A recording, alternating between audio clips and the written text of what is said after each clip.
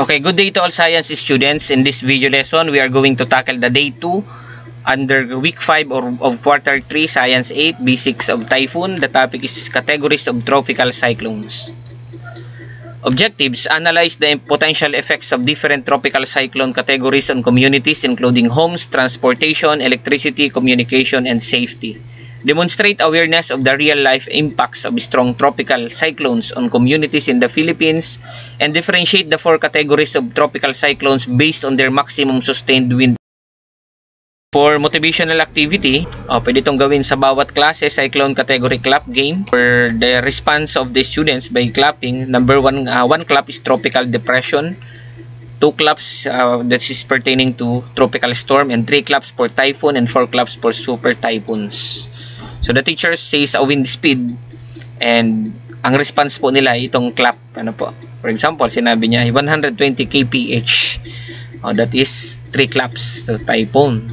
O kaya naman ay 40 kph. So 1 clap lang yon under tropical depression.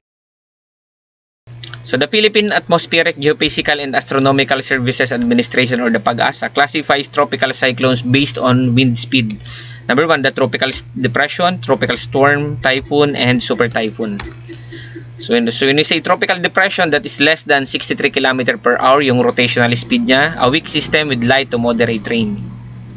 And then tropical storm, 64 to 118 km per hour, brings stronger winds and heavier rains compared to tropical depression. And then typhoon, 118 to 184 km per hour. Napakabilis na po niya ng rotational speed. A strong system with intense winds and heavy rainfall. And super typhoon, more than 185 km per hour. Extremely strong and destructive, can cause severe damage.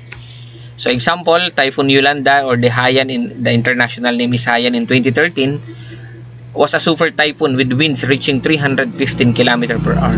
One of the strongest ever recorded. For activity again, cyclone impact scale, what happens if? Choose one tropical cyclone category: tropical depression, storm, typhoon, and super typhoon. Create a short paragraph, 5 to 7 sentences, describing the possible effects of this cyclone category on homes, transportation, electricity, and communication, safety of people. Why knowing the cyclone category helps communities prepare. So use real example if possible, yung mga nangyaring recorded na mga typhoon and super typhoon sa Pilipinas. And for output requirement, a short but informative paragraph, 5 to 7 sentences.